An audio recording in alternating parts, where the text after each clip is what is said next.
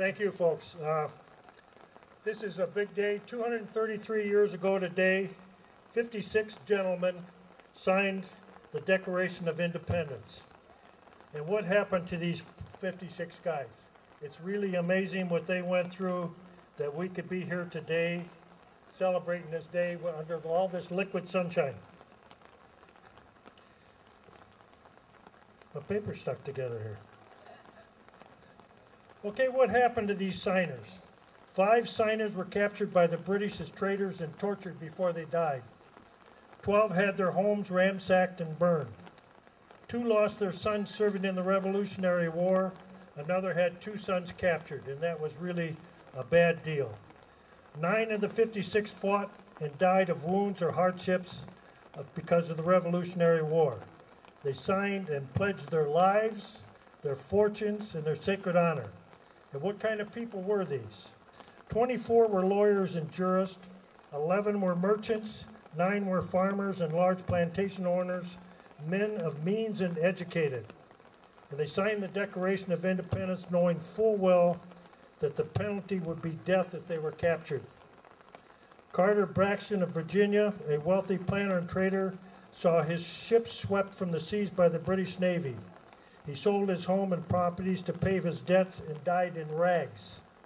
Thomas McKean was so hounded by the British that he was forced to move his family almost consistently. He served in the Congress without pay, something our congressman should think about. And his family was kept in hiding. His possessions were taken from him, and poverty was his reward. Vandals and soldiers looted the properties of Dillery, Hall, Claimer, Walton, Ginwood, Hayward, Rutledge, and Middleton. At the Battle of Yorktown, Thomas Nelson noted that the General Cornwallis had taken his Nelson home as his headquarters. He quietly urged George Washington to open fire. His home was destroyed and Nelson died bankrupt. Francis Lewis had his home and properties destroyed. The enemy jailed his wife and she died within a few months. John Hart was driven from his wife's bedside as she was dying. Their 13 children fled for their lives. His fields and his grist mill were laid to waste.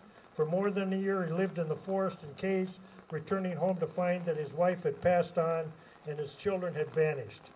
So take a few minutes while we're enjoying this beautiful 4th of July weather to think of these patriots. Not so much for the price that they paid. Remember, freedom is not free.